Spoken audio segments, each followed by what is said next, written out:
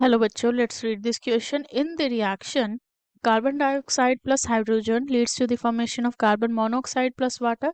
Delta H is equals to 2.8 kilojoule. Delta H represents, and these are the following options given to us. So सबसे पहले हम इस question का की concept देखेंगे, and the given question is based on the concept of the heat of reaction.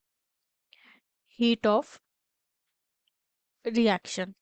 So basically जब भी कोई रिएक्शन टेक्स प्लेस हो रहा है एंड अगर हमारे पास उस रिएक्शन में अमाउंट ऑफ हीट जो है या तो ऐड की गई है या फिर रिएक्शन में जो हीट है वो रिलीज हुई है during the chemical process, that is the heat of reaction. So here we can write the amount of heat that must be added, that must be added or removed during chemical reaction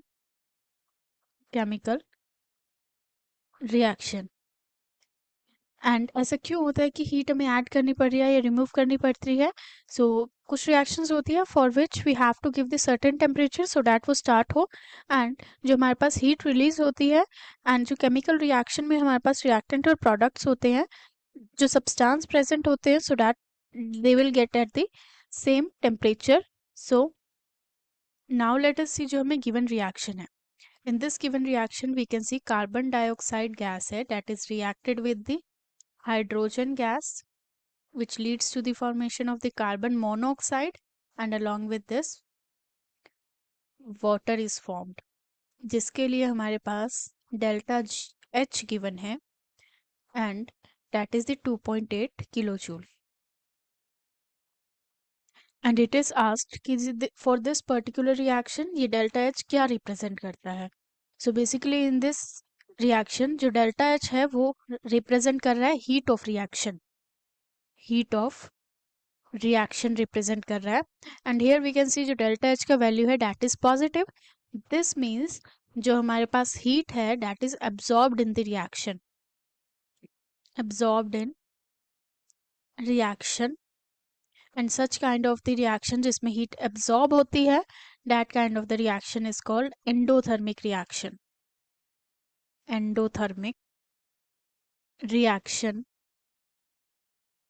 So by this we can say जो हमारे पास delta H है that is the heat of reaction, and we have already seen heat of reaction क्या होता है. For this the answer should be option A, but let us see जो हमारे पास other option है.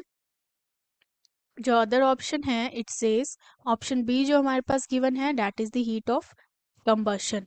Basically heat of combustion वो heat release होती है जो कि कंबशन प्रोसेस के टाइम पे होती है. कंबशन इज द प्रोसेस जिसमें ऑक्सीजन कंबाइन करता है which gives the heat and light. And here in this reaction we can see जो ये रिएक्शन है this is not of the combustion reaction. अगर हम कंबशन रिएक्शन का एग्जाम्पल करें, then carbon reacts with the oxygen which leads to the formation of the carbon dioxide, and इसके साथ साथ heat and light भी release होगी. So this is the reaction जिसमें combustion process हो रहा है और जो heat release हो रही है that will be the heat of combustion. So option B is incorrect. Option C says heat of formation. Basically heat of formation वो हीट होती है जब हमारे पास कोई भी प्रोडक्ट है जो फॉर्म होता है that is only single mole and particular specific product का फॉर्मेशन होता है, and we can say it is the enthalpy change when 1 mole of compound is formed.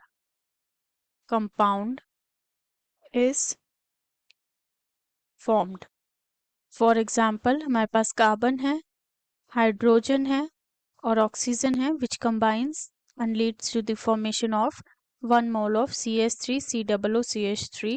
So this is the formation of the CH3 COOCH3 जो हमारे पास है that is the methyl acetate. So इसके लिए जो enthalpy change होगा for the 1 mole of the compound that is the heat of formation. So ये भी incorrect है. and जो हमारे पास heat of solution होता है for that we can consider कि जो हमारे पास NaCl है that is dissolved in the water में डिजॉल्व करने पर it will lead to the formation of the Na positive ion and Cl negative ion. So ये जो रिएक्शन है हमारे पास ये हमारे पास है सॉल्यूशन के लिए रिएक्शन हमने लिखा है.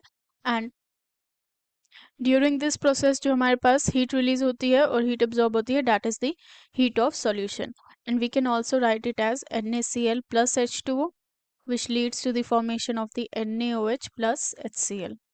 ये हमारे पास कंप्लीट रिएक्शन होता है. So now from this we can say ये हमारे पास हीट ऑफ सॉल्यूशन भी नहीं है. सो जो गिवन रिएक्शन में जो हमारे पास डेल्टा H है वो हीट ऑफ रिएक्शन रिप्रेजेंट कर रहा है. Hope you understood it well. Best of luck.